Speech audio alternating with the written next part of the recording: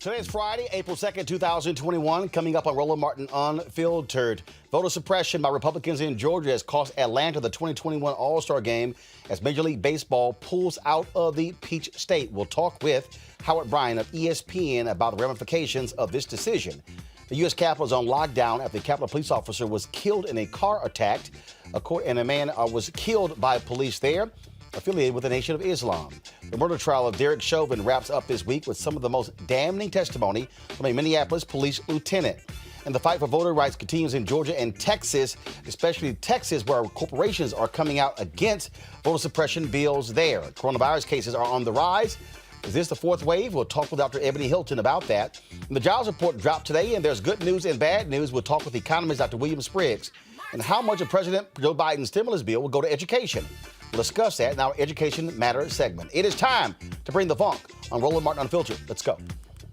He's got it. Whatever the biz, he's on it.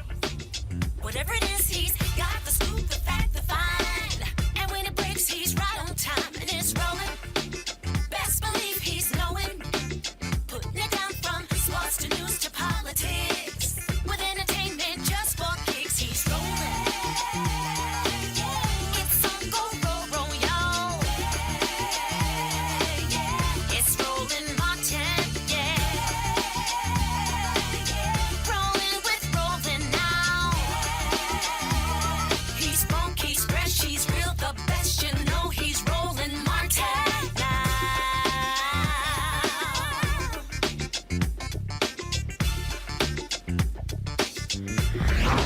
Martin! Breaking news today, folks. At Major League Baseball, they announced they are pulling its summer All-Star game out of suburban Atlanta in response to Republican-backed election laws in Georgia that curtailed voting access in the state. Decision by Baseball Commissioner Rob Manfred came after days of pressure from civil rights groups and the Major League Baseball Players Association. This is what the statement released today by Manfred reads. Over the last week, we have engaged in thoughtful conversations with clubs, former and current players, the Players Association, and the Players Alliance, among others, to listen to their views. I've decided that the best way to demonstrate our values as a sport is by relocating this year's All-Star Game and MLB draft. Major League Baseball fundamentally supports voting rights for all Americans and opposes restrictions to the ballot box. In 2020, MLB became the first professional sports league to join the nonpartisan Civic Alliance to help build a future in which everyone participates in shaping the United States. We proudly use our platform to encourage baseball fans and communities throughout our country to perform their civic duty and actively participate in the voting process. Fair access to voting continues to have our game's unwavering support. We will continue with our plans to celebrate the memory of Henry Hank Aaron during this season's All-Star festivities. In addition, MLB's planned investments to support local communities in Atlanta as part of our All-Star Legacy projects will move forward. We are finalizing a new host city, and details about these events will be announced shortly. Now, the Atlanta Braves also released their statement. Not quite what you would expect, but maybe you would. Go to my iPad, please. This is how it reads. The Atlanta Braves are deeply disappointed by the decision of Major League Baseball to move its 2021 All-Star Game. This was neither our decision nor our recommendation, and we are saddened that fans will not be able to see this event in our city. The Braves organization, guys, go back to the iPad, please. Thank you. The Braves organization will continue to stress the importance of equal voting opportunities, and we had hoped our city could use this event as a platform to enhance the discussion. Our city has always been known as a uniter in divided times, and we will miss the opportunity to address issues that are important to our community. Unfortunately, businesses, employees, and fans in Georgia are the victims of this decision. We will continue to support the community legacy projects which have been planned and are in progress. Joining us right now is ESPN writer Howard Bryan. He also is the author of a book on Henry Aaron. Howard, first and foremost, Henry Aaron was someone who believed in civil rights. And I wouldn't be surprised that if he was still living, he would tell Major League Baseball, thank you, stand for voting rights, because some things are bigger than entertainment.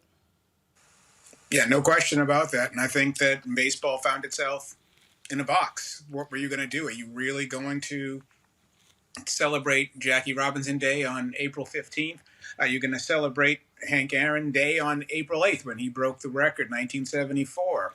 in Atlanta? Are you going to have an all-star game that celebrates the memory of Henry with this looming over you? And I think what it really does come back down to is baseball recognizing that aligning yourself with this narrative of voter fraud is bad for business, and it's not going to help them, and that it's kryptonite for them, and that they knew that they weren't going to be able to talk their way out of this. And I don't really think, Roland, before we get too deep into this, I'm not sure. I'm sure this is not player based. This is business based. This is the league and the union recognizing ahead of time. This is not really a player movement. There are no players who are really in front of this. Maybe a little bit behind the scenes, but I think this is the business of Major League Baseball, the industry of Major League Baseball, really siding with the civic institution of democracy and of voting, realizing we can't side with this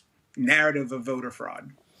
And the thing here, and let's just be real, okay? Republicans did this because they lost. This was not, okay, we found massive voter fraud. No, there wasn't voter fraud. This is about penalizing folks in Georgia, especially black people who turn out to vote. And this is real simple. And I know, Fox News is going to absolutely, first of all, Fox News is going to have a field day today with this decision. And a member of the Nation of Islam ramming his car, killing a Capitol Hill police officer. And so they're going to be on cloud nine. But the bottom line is here. These white men, these Republicans, need to understand this ain't the same America. We have power and are going to flex it. And that's what caused the Delta CEO to change his statement, the Coca-Cola CEO to change his statement. And down in Texas, the companies, they saw what happened in Georgia. So American Airlines got out front of the voter suppression law there. They didn't wait for it to get signed into law. They came out and saying, no, we're against it right now. Well, I think they know how it looks. Absolutely. But what I'm saying is I'm not disagreeing with that at all. I think that the organizations, the leagues themselves know that ahead of time. What I'm saying is that this movement wasn't driven by players necessarily. And I don't think the industry of baseball wanted to chance it, because then once you get the players involved, now you've got a really embarrassing situation. How do you feel about having an all-star game in Atlanta supposedly honoring Hank Aaron, and then the players pulling a wildcat strike or something like that? They knew that they had to do something ahead of time. And the difference is that even if all of these elements were the same, even if the vote had been the same, even if the legislation had been the same, I think a lot of these industries believed that they could talk their way around it and that they could survive the fallout of it. And now I think they realize that they can't. Right, and I think that's what has changed. And folks need to understand, I was yesterday, Amanda Carpenter, who is a conservative, she's a commentator on CNN. She was, highly critical of people talking about boycotting Georgia, and I had to give Amanda a history lesson. I had to walk her through the history of boycotts and sports and things along those lines, trying to explain to her how these things work. First of all, the Super Bowl was canceled in Phoenix after Arizona declined to make MLK Day a state holiday. The NCAA did not do any of their championships in South Carolina for 15 years, joining with the NAACP because of the flag flying above the state capitol. In Mississippi, the NCAA said there will be no championships in your state as long as that Confederate flag is on the flag. So we have a history where, again, this has gone on 15, 20 years, where pressure has been applied to major sporting events saying, hey, you don't do this, you're going to have a serious problem. And so there's precedent here. Well, Roland, let's not forget, how far back do you want to go? Let's not forget 1965.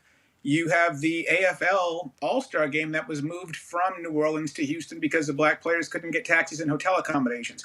And in Atlanta in general, the Milwaukee Braves, the only reason they moved to Atlanta in the first place was because they were guaranteed by the city that Atlanta Fulton County Stadium was going to be integrated, that there was not going to be segregated seating there. Otherwise, the Braves don't even move to Atlanta. And obviously, you can just go back 4 years ago. Go back to 2017, the NBA All-Star Game with the bathroom bill. They moved the All-Star Game from Charlotte. So absolutely, these things are absolutely, there's history here. And we know that it's a long history. And we also know that it's an appropriate history in a lot of ways, because these stadiums are publicly financed.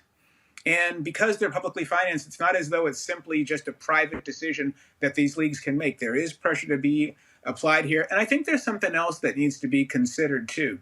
And that is, we are seeing the backlash already, that this law, it's not just a backlash against losing. It's also a backlash against the players. We knew last year that the Atlanta Dream players were, they changed the election between Warnock and Loeffler. We know this, and that this was a response to that as well.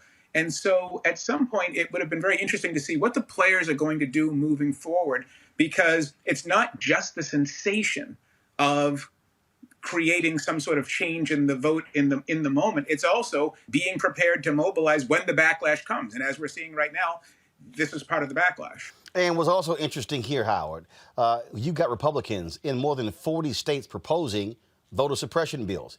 Texas may very well pass a similar bill to Georgia. It's already passed the Texas State Senate. Florida is considering this. You have other states. So this also puts other states on notice. You might start losing major sporting events, major conventions due to voter suppression. So it's like, which one you want? Do you like money or do you like Jim Crow voter bills? Take your pick. It also puts the players on notice as well, is that if you're going to announce yourself that you're going to be involved in this, it's not a one-day thing. Yeah. Are you in or are you not in?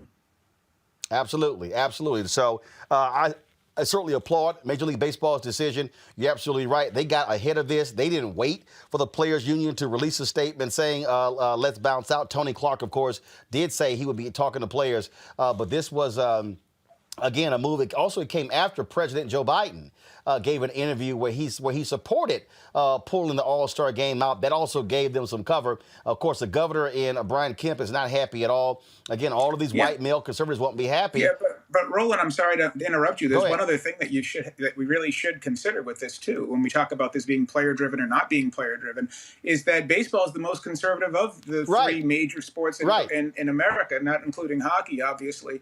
But because I don't think that the players, if you put it to a vote to the players themselves in Major League Baseball, I don't think this game gets moved. That's what I'm saying. This is not player-driven. No, I agree. This is corporate-driven. I think that the players would have absolutely allowed this game to be played because Tony Clark doesn't have the membership to vote this thing out. Yeah, but baseball is an overwhelmingly white sport, a white male conservative sport, but you're absolutely right. But this also shows the power, what I keep saying, the power of external pressure. That's right. Being applied, and basically it's saying to companies, y'all got to pick.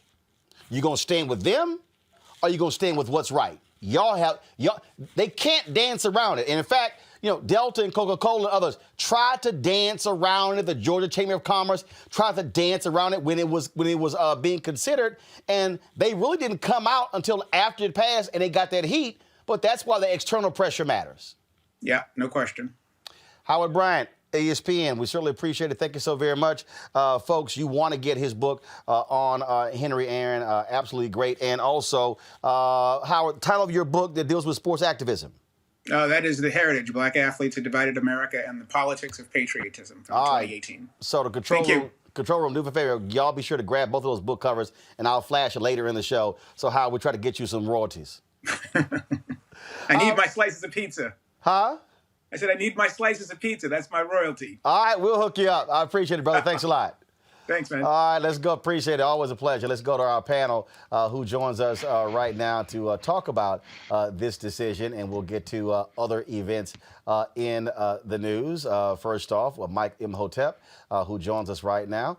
He, of course, African History Network. We also have Candace Kelly, legal analyst, and Xavier Pope, host of Suit Up News, owner of the Pope Law Firm. Folks, glad to have all three of you here. Candace, I want to start with you. You heard what Howard said there. This was a corporate-driven decision. Bottom line is pressure bust pipes. That's right. As you said, wait, you could get with this or you could get with that. You can't have both, though. You can't have these, Jim Crow voter suppression laws, as well as have all the funds and all of the, host conferences and games in a state that's representative of the Jim Crow era in terms of what they're doing. So when you want to make a change, you have to go in for the money, and the money is the jugular. It's a shame the statement that that was made by one of the by the Braves, because it was very lukewarm and it didn't really hit the nail on the head. But the mobilization is key, and just like what was spoken in the segment before, you can't just have a one-off. You have to mobilize and understand that this is not the end of it. As you said, next comes Texas, then comes Florida, then come a lot of other states in terms of people who have the attention of the Republicans in order to get this passed. So mobilization is going to be key around this. And I think that we're going to see other states follow suit in terms of pulling the money and having corporate sponsorship do what it needs to do in order to make change, or else they will get hit by the people who are voting, because the people who are voting are the people who are giving the money to conference and stadium places that exist, that host these types of things to begin with. Bottom line here, Xavier, this is black folks and others telling white folks, this ain't gonna be business as usual. Yeah, no, we're not taking it anymore. The big thing, Roland, is the 23 states that are controlled by a governor, state senate, state Congress. So those issues are going to be significant, especially in a state like Texas, that there is a very small impediment to these laws being passed. And so you talked about external pressure plus pipes. Those are the places that external pressure is going to matter the most, with the least opposition to states passing bills like that. So black folks said, we're not taking it anymore. We are, this state is flip blue. We're going to stay blue. We're going to make sure that corporations are going to be held responsible if they're going to be able to stay in states and support laws that suppress the vote. I love that these conservatives are being driven crazy, Michael. I love it. Well, Roland, between this story and Sugar Daddy Matt Gaetz being in trouble, oh, this is a bad Good Friday for conservatives. But I'm loving it. This is what we've been talking about for about almost 5 weeks now. I've said, look, we have to leverage our economics to enforce our politics. We have to pull out all the stops. They've declared war on us. Not only are they trying to take us back to the plantation, but Brian Kemp signed SB 202 underneath the painting of a famous slave plantation in Georgia, the Callaway Plantation. So they're not playing with us. And the last stat I heard is 47 states now where the GOP have these voter restriction bills based upon the lie.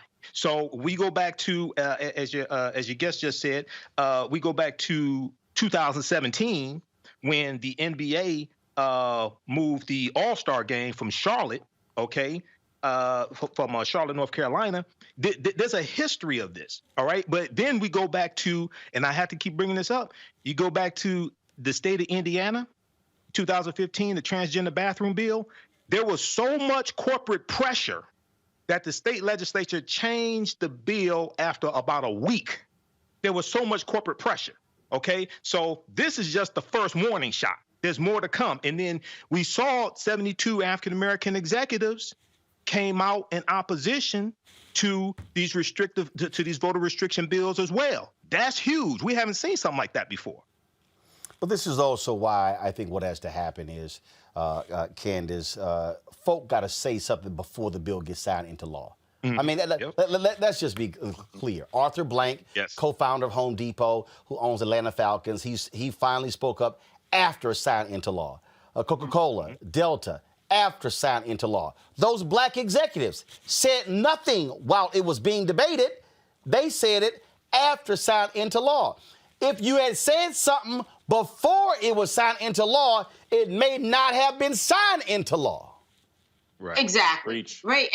And once it's signed into law, it's hard to, unring that bell. And then you find yourselves in the situation that we are in right now. Now, in terms of us just being hoodwinked by the Republicans altogether, remember, all along the way, they were saying when Trump came forward to say, hey, let's change this vote, I'm looking for these votes. By and large, the state said, no. But quietly, this is what they wanted. And this is what they've been doing. So maybe some folks didn't see it coming, but how they couldn't see it coming, who knows? We have hundreds of years of precedent of this happening to black folks in America. This has always happened. It's only because of the recent developments and when Stacey Abrams lost the governorship in Georgia that people really started becoming aware on a large scale. And this is where we are now. We have got to get people to get in before these bills are signed into law. Absolutely, and so we will certainly see what happens next. Let's talk about we talk about voter suppression. These things also are continuing in Georgia, so we're going to have more to have to say about that. We're going to have another couple of guests later. We'll talk about the lawsuit. Let's now go to what happened today in Minneapolis, where you have the fifth day of the murder trial of Derek Chauvin, and wrapped up the first week of testimony, this time from Lieutenant Richard Zimmerman, the head of the Minneapolis Police Department's homicide unit. He condemned Chauvin's actions, saying they were uncalled for. Here's some of what he said today in court. I received a phone call from Sergeant Pluger, who was the mid-watch sergeant. Do you recall what Sergeant Pluger, let me back up. Did Sergeant Pluger give you information that you relied upon to take further steps in your duties that night? Yes. Okay. What did Sergeant Pluger tell you? Sergeant Pluger informed me that he was at the hospital at that time, and he was with a male that he described may or may not live. Later on in the night, I found out that that male was Mr. Floyd. He said he was down there at the hospital. He asked me if I would be willing to respond to the incident location of 38th in Chicago because he was tied up at the hospital at the time. He asked me if I would respond down there just to make sure, just in case we had to secure that area, and make contact with any of his officers that were there on scene still, because this had the potential to be a possible critical incident. Can you describe then what you mean by critical incident? Usually an incident, an officer-involved incident where either the officer or somebody else has died, or an officer or somebody else has suffered great bodily harm that later led to death. And based on your knowledge of Minneapolis Police Department policy, what is supposed to happen if there is a critical incident with the crime scene and with the participants? A crime scene is supposed to be secured, which means locked down, and that is for the purpose to preserve any evidence that is there. The involved parties or the involved officers usually are chilling and awaiting escort sergeants so that they can be escorted to an interview room downtown. Appropriate notifications are made. In all the years you've been working for the Minneapolis Police Department, been trained to kneel on the neck of someone who is handcuffed behind their back in a prone position? No, I haven't. Is that, if that were done, would that be considered force? Absolutely. What level of force might that be? That would be the top tier, the deadly force. Why? Because of the fact that if your knee is on a person's neck, that can kill him. Did you watch that video in its entirety? Yes, I did. And since then, have you had an opportunity to watch other video of the incident? Yes. And specifically, have you watched body-worn camera video of the incident from the involved officers? Yes. And based on that and your years of training and experience with the Minneapolis Police Department, you saw then Officer Chauvin with his knee on Mr. Floyd's neck, correct? Yes. Would you call what you saw there a use of force? Yes. And did that use of force continue until the ambulance arrived? Yes, it did. Was there any change in the level of force being used until the ambulance arrived? No. And what do you think about that use of force during that time period? I'm sorry? What do you think about that use of force during that time period? A little vague. Could you limit it to the time frame? Right. Okay. So, based on your review of the body-worn camera videos of the incident, Yes. and directing your attention to that moment when Mr. Floyd is placed on the ground. Yes. What is your view of that use of force during that time period? Totally unnecessary. What do you mean? Well, first of all, pulling him down to the ground, face down, and putting your knee on the neck for that amount of time is just uncalled for. I saw no reason why the officers felt they were in danger, if that's what they felt. And that's what they would have to feel to be able to use that kind of force. So, in your opinion, should that restraint have stopped once he was handcuffed and prone on the ground? Absolutely. And I should add to that question then also that it appeared he had stopped resisting. I'm sorry? And it appeared that he had stopped putting up any resistance. Absolutely, I would stop. I have nothing further, Your Honor. All right, folks, let's hear from attorneys Natalie Jackson and Monique Presley, who joins us. And, of course, we still have our panel. I'll start with you, Monique. Your assessment of today's testimony in Day 5 of Derek Chauvin murder trial. It was critical testimony because we are now getting to the point in the trial where they zone in on the law, on use of force, and how all use of force guidelines and protocols were violated.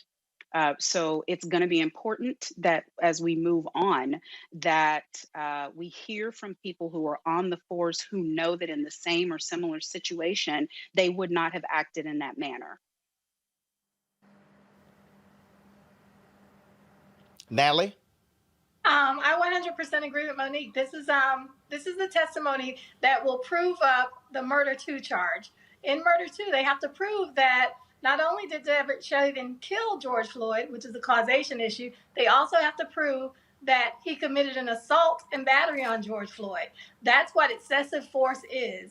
It means that you are using force that is illegal. Officers are allowed to use force to stop arrest. However, they can't use excessive force. So this lieutenant's testimony was critical in showing that Derek Chauvin used excessive force and thus committed a crime of assault and battery on George Floyd. Monique, how critical is it to have a homicide detective, not somebody who's a former cop testifying for the prosecution, but an active duty police officer saying those words in front of a jury?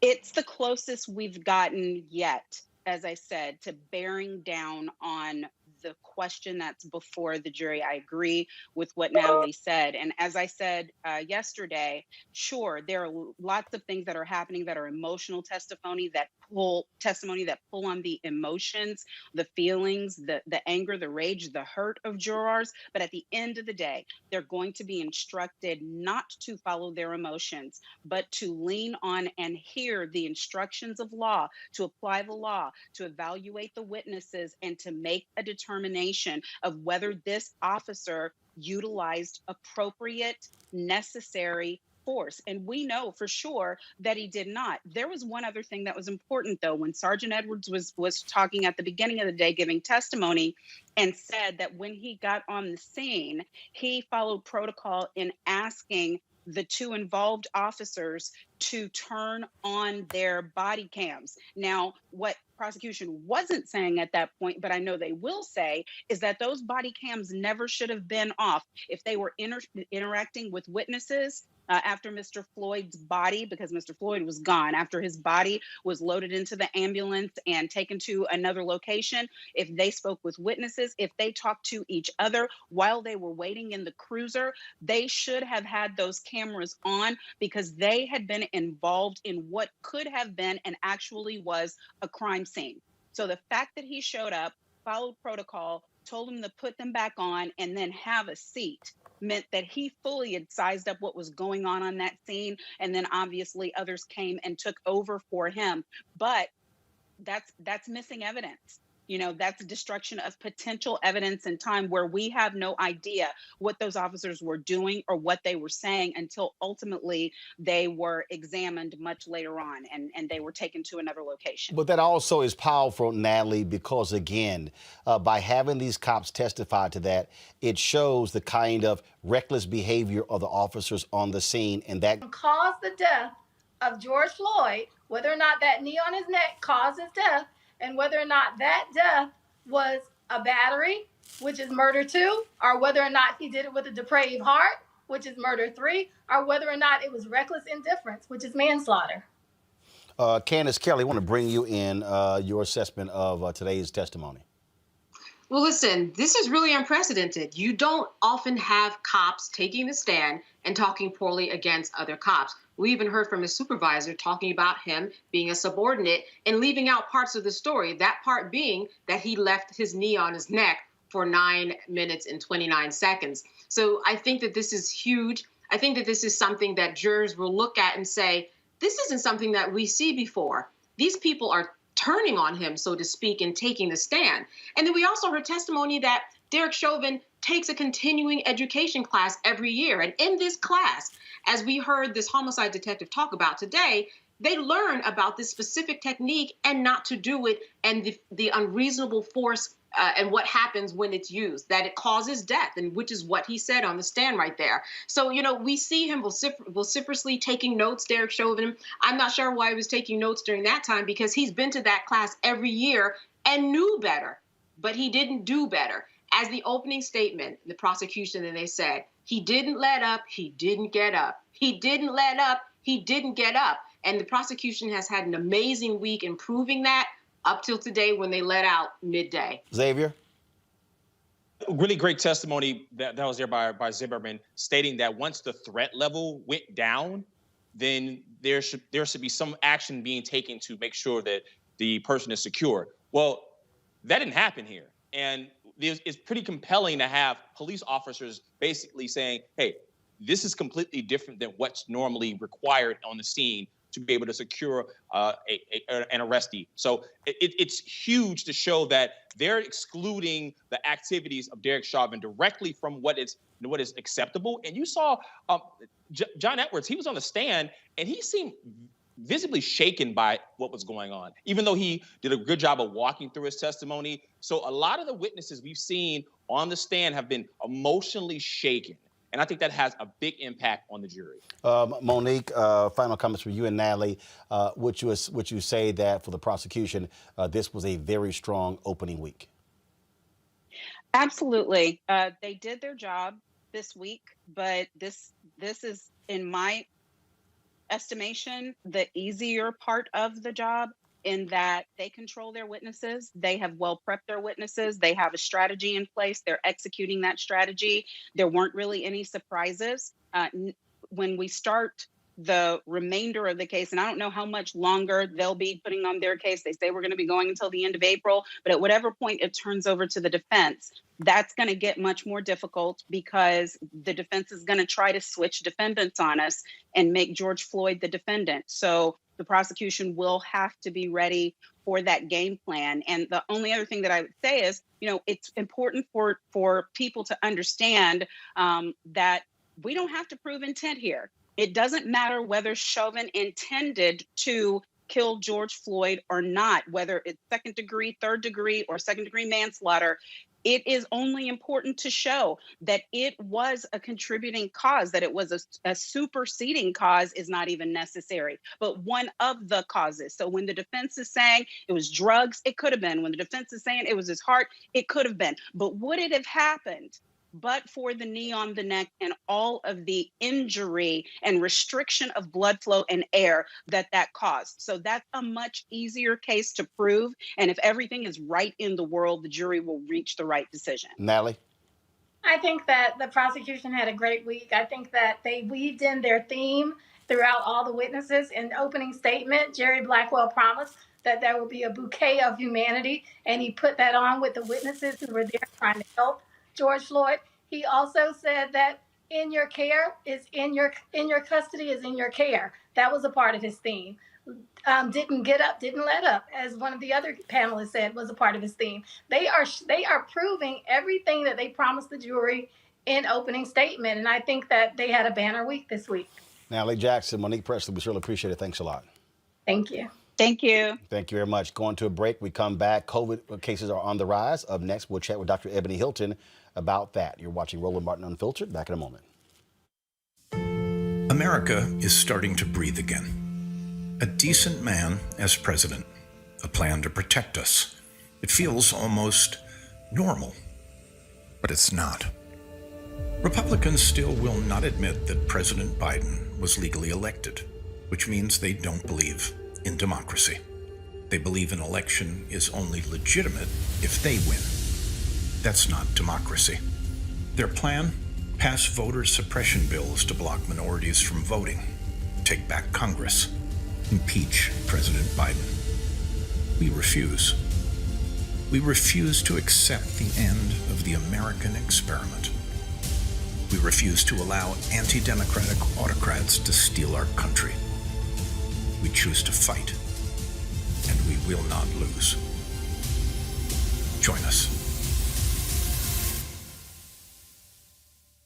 Hello, everyone. It's Kiara Sheard. Hey, I'm Taj. I'm Coco. And I'm Lily. And we're SWV. What's up, y'all? It's Ryan Destiny, and you're watching Roland Martin Unfiltered. More than 100 million vaccines have been distributed across the country, yet we're still seeing an increase of coronavirus cases. President Joe Biden and his administration, they have been telling these states not to open up 100% and to encourage people to continue to have a mask mandate. Now, the World Health Organization, they're urging countries to stay the course with mask mandates and social distancing rules as the world approaches a significant phase of this pandemic. Again, cases have increased 14% globally, marking the 6th week in a row infections have risen. American cases have climbed 20% over the past couple of weeks, with an average of 65,000 plus cases per day. Now, the recent spikes bring the worldwide total to 128 million COVID-19 cases and 2.8 million deaths since the onset of the virus. Joining me right now is Dr. Ebony Jade Hilton, Associate Professor, Anesthesiology and Critical Care Medicine at University of Virginia. Ebony, always glad to have you on the show. Look, how are you?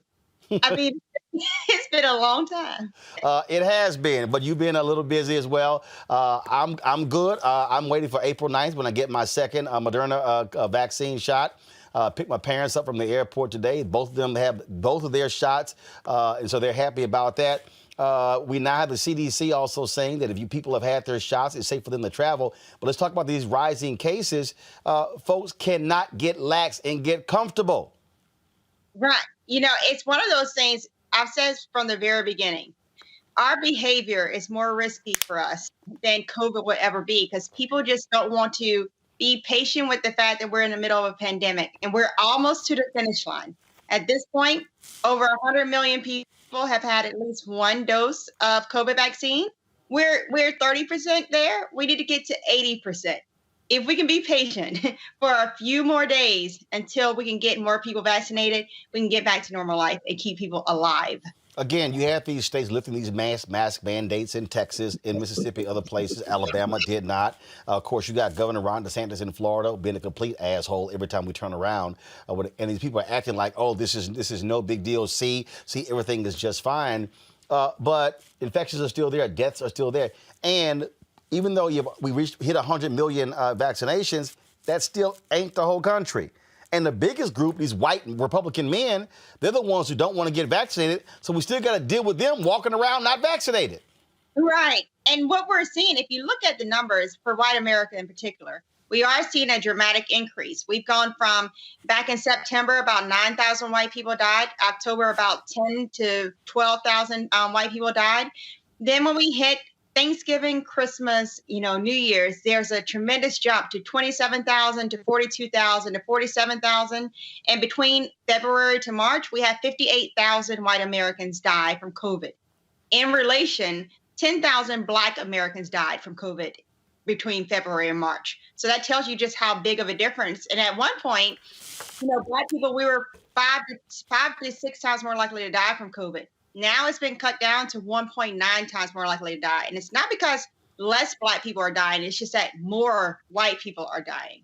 So yes, we have to be vigilant. And you've been making a point that Black people are not afraid to take the vaccine. The problem is the access to information, where to get it, being able to go to those locations. That's the issue. All of these states, Maryland is talking about the problems they have. Maryland's gotten $54 million.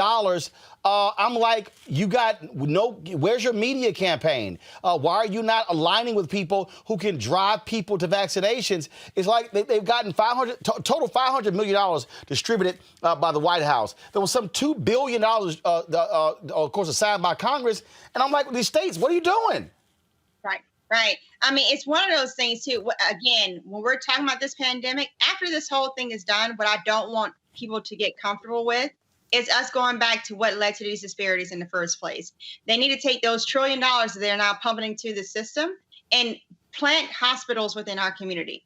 We should have the things that contribute to overall positive health from the ground up. So investing in our educational system, investing in our housing and transportation, cleaning up our air and water supply, combating these environmental racism and these industrialization of our community that led to us being sick in the first place.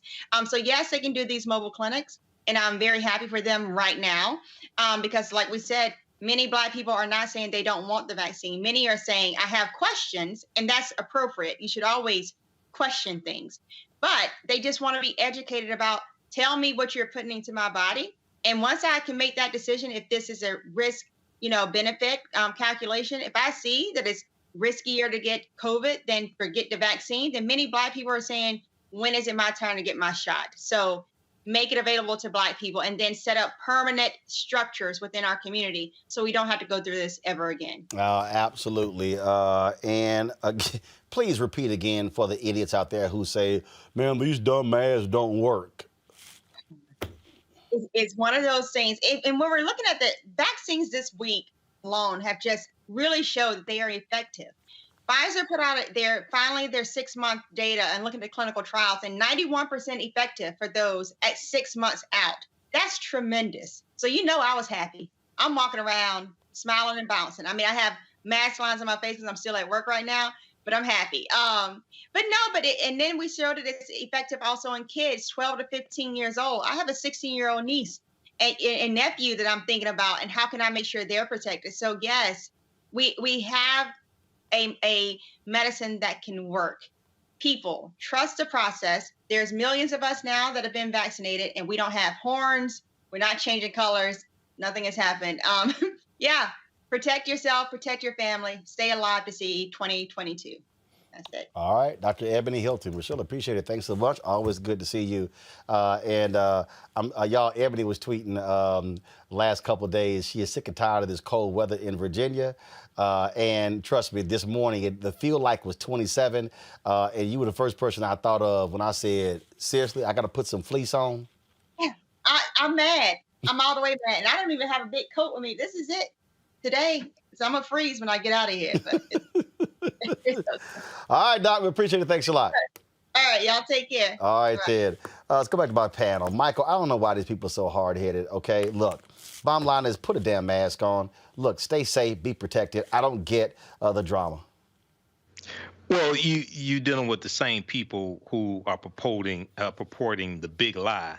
You're dealing with the same people who voted for a man that told, I think, over 25,000 false and misleading statements, including lies. So, I mean, it is what it is. Now, some of them will say masks don't work. Well, if you have the mask down underneath your chin, it's not going to work. You have to have it over your nose and your mouth. Okay. So, Roland, I look at, because I live in Michigan, I live in Detroit, and I'm looking at this article right now from Click on Detroit, where it says Michigan's coronavirus surge is the worst in the nation. And we've been seeing this explode. Restaurants were open back up to like about 50% capacity about 3 or 4 weeks ago. It was like late February.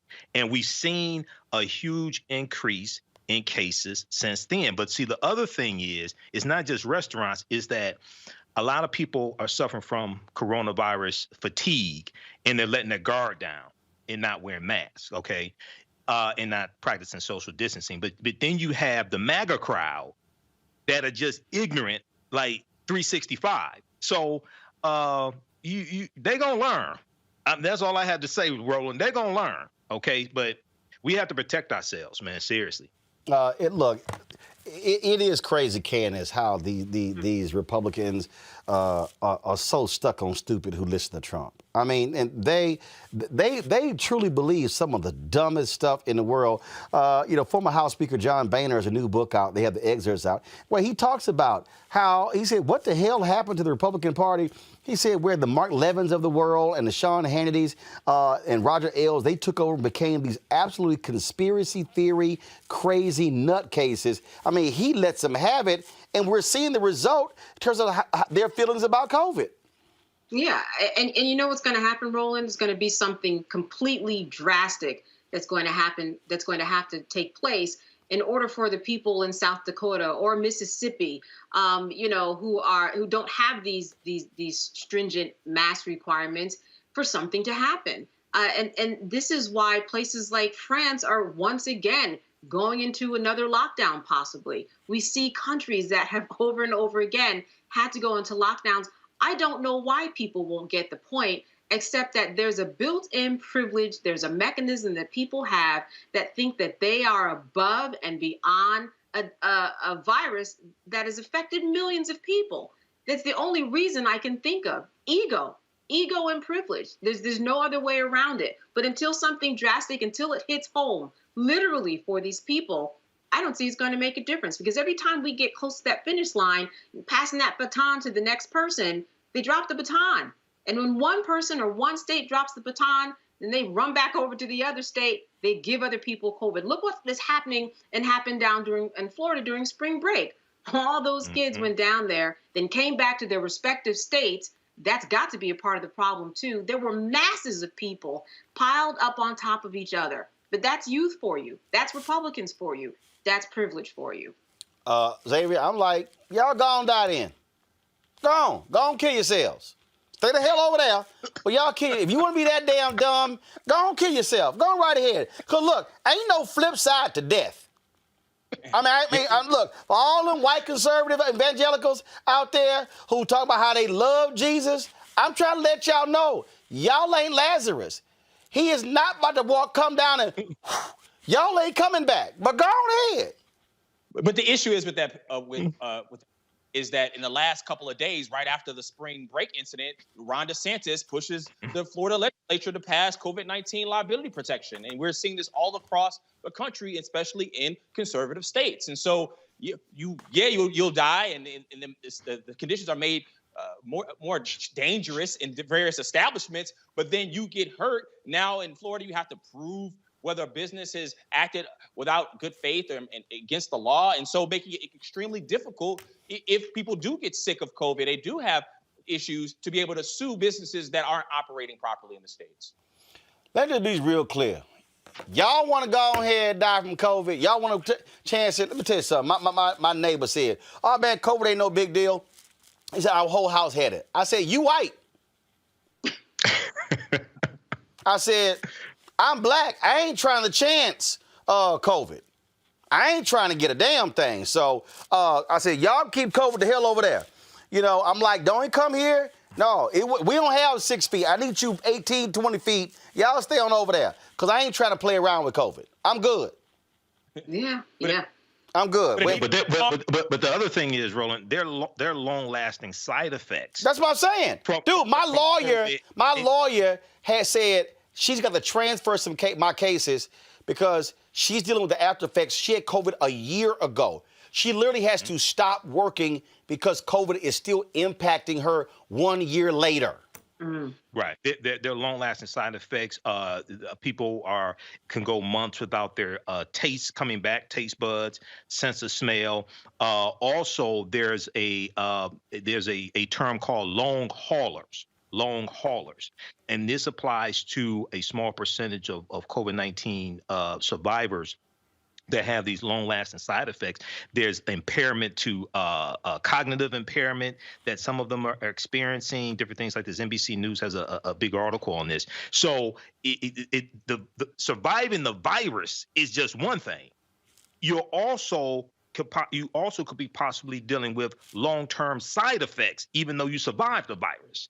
So once again, we can't play with this, man. This is serious. Yeah, no, we ain't. I think President Biden has to step up. I mean, something on a federal level to make all of these people do what they're supposed to do, because they're just not doing it on the state level. But they can't. But seriously, he can't. He literally cannot order a federal mandate. Right. He can't. That's the problem. Well, listen. We're stuck dealing with the issues that the last president made and the misinformation that was put out to the public. And so Biden's done a spectacular job of the vaccine rollout and leading the country through a really dark time. But we still have people who are focusing on all the big lies that happened in 2020. Yep. And lastly, Roland, last point. While a lot of these Republicans focus on the big lie and don't want to wear masks, Trump actually got vaccinated. Okay, so just let that sink in. Trump kept pushing these lies about coronavirus, but he and Melania Trump actually got vaccinated in private. I done told y'all these Republicans are stuck on stupid. They got vaccinated in private. Didn't want nobody to know. So if you are a white Republican, especially y'all white men, y'all walking around, I ain't getting vaccinated, I love me some Trump. Your savior got the shot. After he got coronavirus and had antibodies in his body already. So again, if y'all want to be stupid, go right ahead. Go on, get with Billy Bob, listen to some country music, get y'all Pabst beer, and go on ahead and die of COVID. Go on right ahead. But we ain't trying to sit here and look, y'all, your death rate's already high anyway, okay? Y'all not going to be the majority in 24 years. But if y'all want to accelerate that, okay, go on right ahead. We'll be the majority in 15 years then. Y'all keep playing. See what happens. Y'all, we were talking about voting rights at the top of the show, and the fight continues, not just in Georgia, but in Texas and other places as well. Joining me now is Helen Butler, Executive Director of the Coalition for the People's Agenda, and Damon Hewitt, Acting President and Executive Director of the Lawyers Committee for Civil Rights Under Law. Damon, I want to start with you. Y'all have been, the Lawyers Committee, y'all filed the first race lawsuit dealing with voter suppression there in Georgia. Talk about the legal battle. For folks who don't understand, look, we're talking about corporations, but this legal battle that's going on right now in the court system. Mark Elias, ACLU, Lawyers Committee, all of y'all are filing these lawsuits. Sure, Roland. Thanks for having me. And, we're representing Helen's organization and other great organizations in Georgia, a coalition of color representing communities that are directly impacted. In our lawsuit, we have alleged exactly what this is: intentional racial discrimination. We know that this whole bill in Georgia is straight out of the Jim Crow playbook. First thing they do is make it as difficult as possible for Black people and other people of color to vote.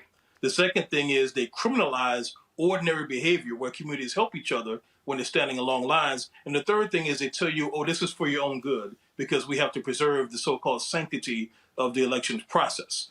This is completely backwards. And look, make no mistake, this is going to be a long fight, not just in courts, but also in legislature. We need to go to Congress and get relief there as well. But it's a fight worth fighting because we cannot just lay down and allow this to happen. Helen?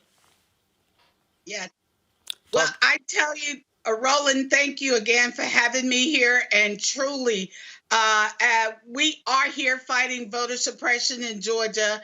It's trying to take complete control of the election process, stopping people from voting, and it has no bearings other than to prevent voters from voting and exercising their right to choose whom they want to represent them. It's just atrocious. And they're doing it they did it in the cloak of darkness. We never had the information. It was not transparent. We were steadily trying to get the right information to know how to fight back. But guess what? We're telling them, we don't care what you put in our place, in our way. We're going to overcome those barriers. We're going to make sure people get to exercise that right to vote.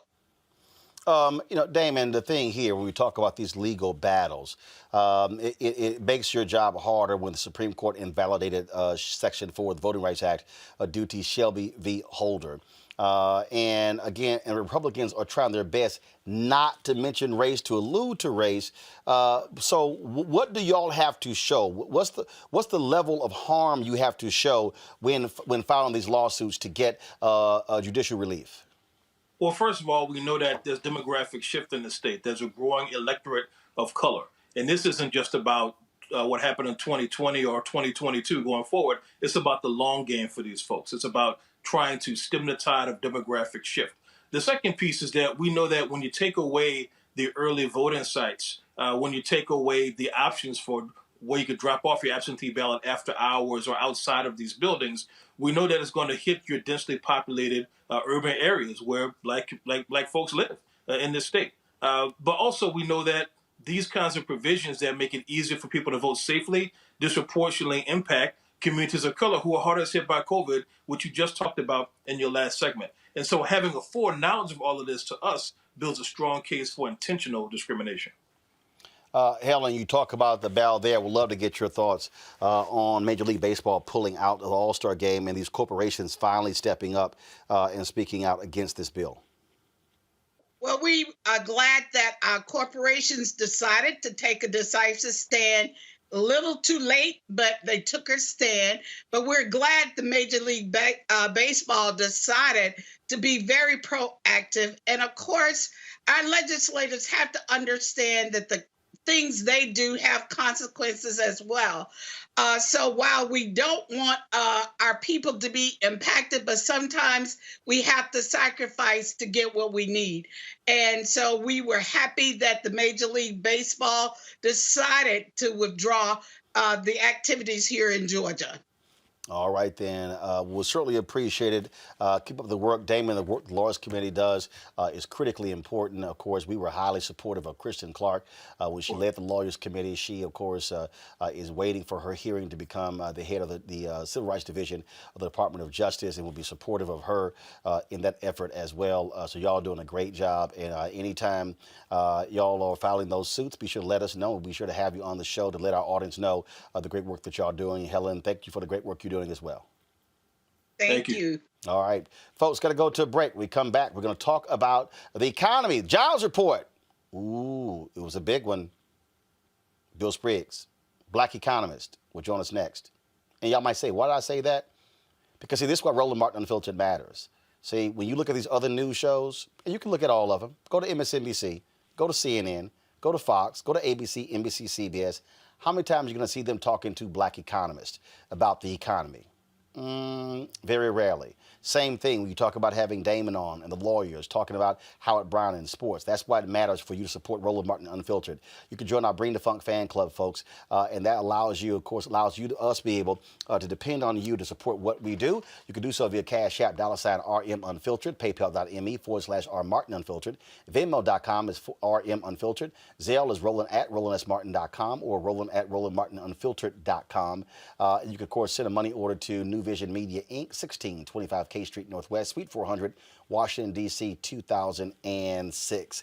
Going to a break. We'll be back on Roland Martin Unfiltered.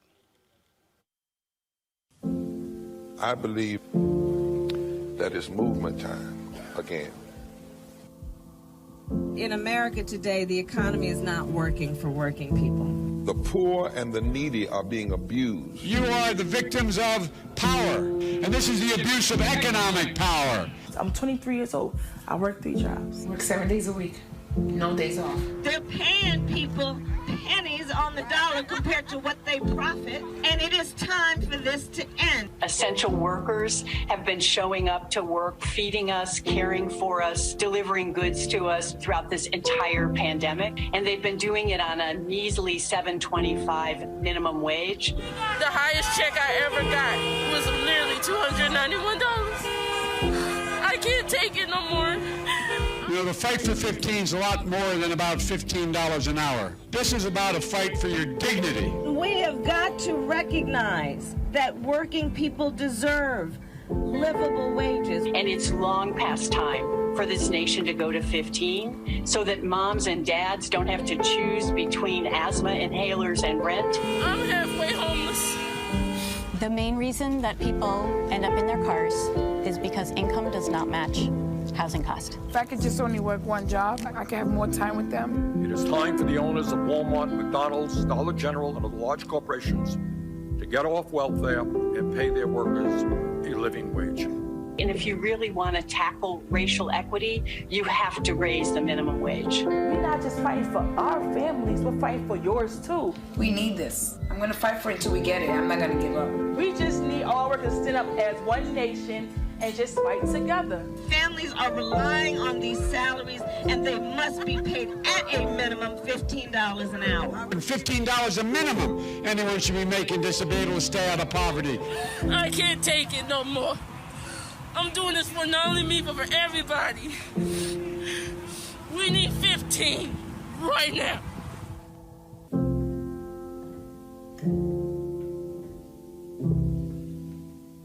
I'm Bill Duke. This is Diala Riddle. What's up, y'all? I'm Will Packer. I'm Chrisette Michelle. Hi, I'm Chaley Rose, and you're watching Roland Martin Unfiltered. All right, the U.S. economy added 916,000 jobs last month, according to the Labor Department's latest report. Unemployment has declined from 6.2% to 6% as the increase in payrolls climbed for the third straight month. The leisure and hospitality industries saw the most growth in jobs with an 18.5% increase, followed by government at 5.4%. Here's what President Joe Biden had to say about today's report. Today's report also reminds us how deep a hole we started in. After a year of devastation, there are still 8.4 million fewer jobs today than there were last March. 8.4 million. We created 900,000 again, but 8.4 million jobs fewer today than last March. So too many Americans have been unemployed for longer than 6 months. Too many women have been forced out of the workforce. Unemployment among people of color remains far too high. Yes, we've made progress by starting to build an economy from the bottom up and the middle out. And yes, the American Rescue Plan is laying the foundation for that economy. But we still need the American Jobs Plan to build on that foundation, to build this country back better. So the bottom line is this. Today's report is good news. Today's report shows that the country can what it can do when we act together to fight a virus, to give working people the help they need. But we still have a long way to go. But I know that we're going to get there, and we're going to get there together. So may God bless you all, and may you have a happy Easter and a holy Easter. Thank you. All right, joining us now is Dr. William Spriggs, economist, Howard University. Doc, how you doing? I'm doing well. Thanks for having me back on. Good to see you. Happy Easter. Yes, sir. So break down the jobs report for us who have no idea what the hell the report ever says. Well, the good side was, as the president said, we gained close to 1 million jobs. If we keep that pace, it will take us about another 9 months, as he mentioned, in order to get back to where we were in February. But then that ignores all the jobs we should have been creating over that period. So we have a long way to go. The bad news was the share of unemployed workers who've been unemployed more than 6 months has grown well over 40%. It's getting closer to the record it hit during the Great Recession. That's the scary number because it's hard to clear the long-term unemployed. They're a very diverse set of workers. They aren't all the same. In fact, the workers with the longest duration of unemployment right now are state and local government workers. The American Rescue Plan that President Biden pushed forward, got passed by Congress, gives a lot of money to state and local governments. They did add people back to the payroll this month, but we need them to add a lot more back to the payroll. We're still down over 1 million shy, 1.2 million shy of where state and local government was back in February. And despite really strong growth in restaurant hiring, we are still down in that industry as well. No set of industries are really back to where we were in February. There are some that are very close. Those that make paper products, think all those paper towels that people hoarded, chemicals, all of the hoarding that went on with disinfectants. So there's some areas, residential construction, specialty trades in residential construction. There are some areas where the economy has gotten back, but they're very few. So we still have a way to climb out of this. What does it look like for black folks? Well, here's the real tragedy, right? The job loss in the black community was not as severe back in the shock that we all had in last spring, but the job recovery for African Americans has been slower than for any other group. So in this report, black unemployment fell for adult men and adult women for all the right reasons: higher labor force participation, more people employed, fewer people unemployed, the share of people with a job going up. But at 9.6%, the unemployment rate for black people is higher than the unemployment rate for high school dropouts. Any race, the unemployment rate for high school dropouts is 8.4%. The unemployment rate for black people is 9.6%. So this has nothing to do with skills at all. This is really the way in which you see discrimination work. This is why when you have a huge shock to the labor market, the black community suffers so badly, because the discrimination in hiring kicks up several notches. And that's what is making it hard to clear the long-term unemployment column for black workers. We talked about leisure and government jobs leading that way. Do we expect to see more of that? Airlines, I saw United Airlines hired back 300 pilots because of the vaccine. More folks will be back in the air. Today, the CDC also announced that people who have gotten their vaccine, they are also cleared to travel. That should also lead to a renewed focus on people traveling around the country, going to vacation spots, things along those lines. Yes, and people are doing that, and that's a good thing. That's what we need to recover. All the people are complaining that this package, the rescue plan, following what happened in December, was too much. We shouldn't do it. Forget how much you have to put in people's pockets in this time of high uncertainty to get them to feel comfortable with that level of discretionary spending, right? I mean, it's not like buying an automobile. Going to Vegas or taking your kids to Disney is not buying something permanent. And we don't understand the psychology of how much money people need to feel secure that I can spend large amounts of money on discretionary things like that. But if we don't have that take place, then we're not going to see a full recovery. And this is a good sign that we're seeing people willing to go to Vegas, to go to Disneyland, to go to Universal City. All of this is a good sign. All right. Dr. Bill Spriggs, we certainly appreciate it. Thanks a lot. Yeah, thanks for having me. Happy Easter again. Yes, sir. Let's go to my panel. Let's go start with you, Michael Imhotep. And that is this here. If you're President Joe Biden, you feel real good. I mean, you talk about that $1.9 trillion COVID bill, announcing the infrastructure bill, 100 million COVID vaccines, and then, of course, this jobs report. Donald Trump kept talking about winning. Sounds like Biden is doing a hell of a lot of winning. Well, you know, and President Joe Biden said today, I'm looking at the article from the Washington Post right now on the jobs report. President Joe Biden said today that the full impact of the $1.9 trillion American Rescue Plan has not kicked in yet. And it's important to note for all the Republicans that want to run their mouths, not a single traitorous Republican in the House of Representatives or the Senate voted for the American Rescue Plan. Okay, so we just have to keep that in mind. We're still down 8.4 million jobs from March 2020. So we see things starting to turn around, but you still need the infrastructure bill. Okay, Republicans want to say, well, we don't want to add to the debt. They didn't say that when they gave a $1.9 trillion tax break to the billionaire donors. They didn't say that then. But you still need the $2 trillion or maybe $2 trillion plus infrastructure bill.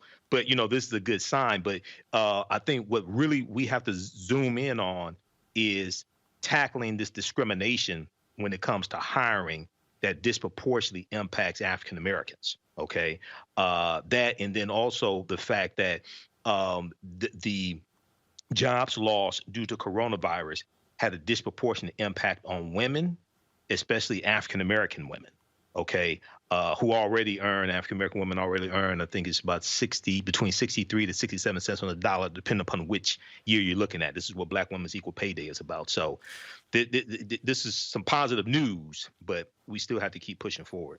Absolutely. Candace, when I talked about, again, the good news for Biden here, this is where we've been doing our Where's Our Money segment. This is where I'm trying to get people to understand how you have to connect the dots. And so I had some people sitting here like, well, I don't understand, you guys sitting here making a whole big to-do about this, because it's real simple. And that is this here. Look, right now, I've got 15 employees. If we get our fair share of media dollars for the likes of General Motors and other major companies, all of a sudden you're talking about, I can literally go hire 25 to 50 more people. Now imagine these other Black companies in other industries who now are getting fair share of dollars, not being frozen out of the pie as well. Look, this is how we grow. This is how we're able to employ our own, and we're not depending on government jobs, because as you saw with COVID, guess who got laid off first? They cut government jobs. We've been frozen out of the marketplace for so long. And so not only are we not getting the corporate jobs, we're also not getting our businesses funded. So then we're losing out. So to hear what Bill said, an African-American unemployment rate is higher than that of high school dropouts, that says a hell of a whole lot. It certainly does. And it's one of those things that I'm sure we all have heard firsthand accounts of people, especially women, like Mike said, who are out of a job and they're trying to get back into their marketplace. And then all of a sudden they face this discrimination because they're starting from scratch. They've had jobs where they've already proven themselves, but now in order to get back, they're facing the types of people that we hear and see on TV when we talk about these quiet white supremacists who don't share who they are, of course, and are in the background making decisions about everything from housing to education to whether or not you get that job. So, what Bill said was very important, but that stuck out to me, like you said, that these discriminatory practices are in place. So people have to connect themselves with people and organizations that are looking out for people who are brown skinned like me, who are open to investing in people of color. And there are organizations that are out there, but people have to make the full throttle effort in order to connect with them, because not everybody does it. This is why we have the EEOC, because people don't do it. And we need a whole branch of the government in order to take care of those people who have civil rights violations against them. People have to play fair, but in order for you to get what you want, you have to go after those people who at least are interested in dealing with people like you. You always have to be in motion when you're a person of color in this country. And that's what people have to do to go on to the next step when it comes to jobs. Xavier? Last one hired, first one fired. The economists did a really great job breaking it down. We know also that with public jobs returning, there's still 50% less likely for African-American women to get a public job than it is for a white man in a place that many African-Americans have had jobs before. You also have the situation where there's less access to capital for Black small businesses. And so getting those businesses funded so that you can pay your workers so that those businesses can recover. Many of them have faced a significant shortfall. And so whereas there are different access to different public programs for private businesses to succeed and move past this. So we have to pay attention to the money. Show us the money. All right, then. So, look, money. We see how the economy is going. Again, I think what has to happen here is we have to keep being aggressive. Michael, it's amazing how many people, I'm telling, it's truly amazing to me how many Black folks, and we've dealt with this, how many Black folks in the last week who they've seen what we've been doing with Bart Allen and my boy Todd Brown and others going to GM. Folks like, you know what, man, y'all getting real aggressive. And I keep saying, and I literally keep saying, please show me an example of Black people getting something just because. Please show me an example where we got something because it was right, as opposed to we had to sit here and call folk out, yell, cuss, scream, holler, threaten to get it. Show me. Gotta fight. Well, Roland, closed mouths don't get fed. And this is what we have to understand. There's a long history of African Americans putting pressure on corporate America, whether we go back to 1981 and Rainbow Push and Reverend Jesse Jackson with the nationwide economic boycott against Coca-Cola, whether we talk about the 1960 economic boycott of the downtown business district in Nashville, Tennessee during Easter to break the back of segregation in Nashville, Tennessee. And those economic boycotts spread to 59 cities across the country. African Americans up north who could go to Woolworths and Kresge were in solidarity with their brothers and sisters down in Nashville. They were boycotting the same stores as well. So there's a history of putting pressure on corporate America. The problem is we don't understand our history. Okay, so what you all are doing, you and Byron Allen and others, I read the article. Fox 2 News here in Detroit is covering that story. This deals with renegotiating our relationship with corporate America. This is something I've been talking about for years. This is something I learned directly from one of my teachers, Dr. Claude Anderson. He said we have to go to these corporations and renegotiate our relationship with them so that the money is not flowing just from our pockets to their bottom line or buying products from them, but we get a larger share when it comes to advertising with African-American agencies, ad agencies, when it comes to advertising on African-American news media, things like this, because all this creates jobs. There are billions of dollars of contracts. And I used to manage a janitorial service company here in Detroit. We didn't just have government contracts. We had a contract with a charter school, and we bid on a contract with a corporation. So I have a better understanding of this, and we don't understand all the money that we leave on the table. Okay, that we're spending billions of dollars a year, hundreds of billions of dollars a year with these corporations, and they're largely giving contracts to white-owned businesses so that they can go hire more people. So we really don't understand how all these pieces are connected, but more power to you, brother. This is exactly what we need to do. We need to leverage our economics to enforce our political and economic agendas. Absolutely, folks. I got to get your thoughts on this. In Alabama, a parole board is reneging on a man's early release. The Alabama Parole Board decided that Sergeant Jerry Lett should be returned to prison. He's 52 years old. He was let out due to an error. The state says they made the mistake since the parole laws were changed in 2019. Lett's early parole consideration date was set for 2020 when he was first sentenced for cocaine trafficking in 2018. But since stricter parole requirements had been enacted under the new law, Lett should have been required to serve a minimum of 10 years on his cocaine trafficking charge. He had served 3 when he was granted early parole last fall. He's a decorated veteran, served in the military for nearly a decade through multiple deployments to Germany, Korea, and Operation Desert Storm. He was taken into custody today on his birthday. The thing that's crazy about this story, Candace, is no issues, no problem. And it's a perfect example of how heinous Alabama, Mississippi, these southern states are when it comes to these crimes. They're going to spend more money incarcerating him than it would be to have him on supervised release.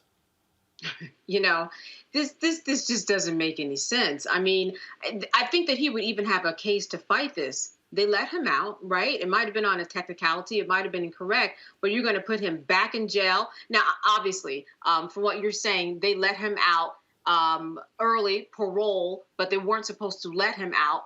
I mean, how long had he been out? He's proven himself in so many other ways, but like you said, that these particular situations are so heinous, and the way that they have just historically treated African-American men specifically in the criminal justice system, I think he has a good fight ahead of him in order to get himself released. Now, Xavier, luckily a judge today issued a temporary restraining order preventing him from having to return to prison.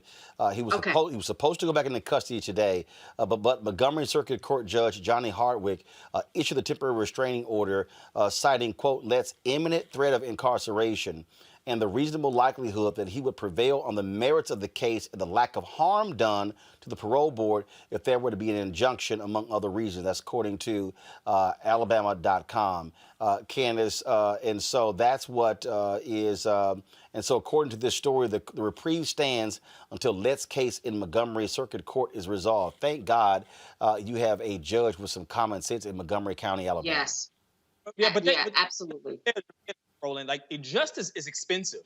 You talked about putting him in jail and spending more money. Well, we also learned this week that $3 billion has been spent on police misconduct settlements. And so where is the conservative Republicans on being fiscally responsible when it comes to spending extra dollars on prisoners that shouldn't be in prison? Where is the Republican response being fiscally responsible in terms of curtailing police misconduct that costs the state more and more money? Where is that? Where is that at? I don't know where it is. Do you know, Roland? No. In fact, when at his parole at the hearing, they said that he had been in compliance with parole laws, was meeting weekly with his parole officer. His health issues include advancing heart failure, hypertension, and diabetes. Again, 53 years old, and you're sitting there going, really? Yeah. This how y'all want to roll? And this was a transaction that was completed. He was out, he was doing right. And these are the things that count during sentencing, right? You take into consideration somebody's health, you take into consideration somebody's age, their behavior. So all of these things he was already complying with, it's got to count for something. This was a transaction that was already completed. There was a beginning, middle, and the end.